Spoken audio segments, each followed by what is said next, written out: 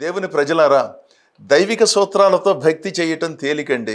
ఆ దైవిక సూత్రాలను సరిగా అర్థం చేసుకోకుండా ఎవరికి తోచినట్లుగా వాళ్ళు వ్యాఖ్యానం చేసుకుని అసలు యేసుక్రీస్తు భక్తి చేయటం చాలా కష్టమండి బాబో, ఏడ్చి ప్రార్థన చేస్తే తప్ప వాళ్ళ దేవుడు వినడో, ఉపవాసం ఉండి ప్రార్థన చేస్తే తప్ప వాళ్ళ దేవుడు వినడో, అసలు ఒకరోజు 2 రోజులు కాదు కొన్ని సంవత్సరాలు ప్రార్థన చేస్తే జరిగితే జరగచ్చు, లేకపోతే లేదు, ఈ భక్తి చేయటం చాలా సంక్లిష్టం, అది మానేయమంటారు ఇది మానేయమంటారు అని కొంతమంది భక్తి కార్యక్రమాలను తెలిసి కానీ తెలియక కానీ పరోక్షంగా సంక్లిష్టం చేసి వదిలిపెట్టారు. అది కాదు ఇక్కడ. కన్నీటి ప్రార్థన ద్వారా మన హృదయాలలో రావలసినటువంటి మార్పు వస్తుంది, మన హృదయము ద్రవిస్తుంది, దైవ విరుద్ధమైన కార్యక్రమాలను వదిలించుకోవటానికి అవకాశం దొరుకుతుంది.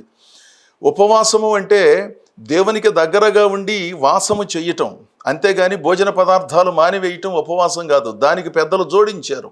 ఉపమి అంటే దగ్గరగా, వాసము అంటే వసించటం, దేవునికి దగ్గరగా ప్రార్థనలో ధ్యానములో ఉండటం, నివసించటం కొద్దిసేపు.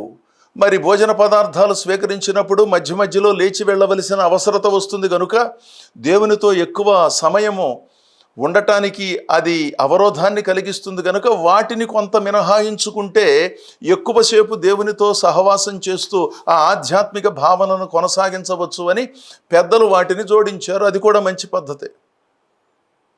దేవునికి దగ్గరగా దైవ సంబంధితమైనటువంటి కార్యక్రమాలను జరిగిస్తూ దేవునిలో మనం కొనసాగుతూ ఉన్నప్పుడండి దేవుడే ఒక నిబద్ధతను, ఒక చక్కని ఆలోచన విధానాన్ని మనకు ప్రసాదిస్తారు.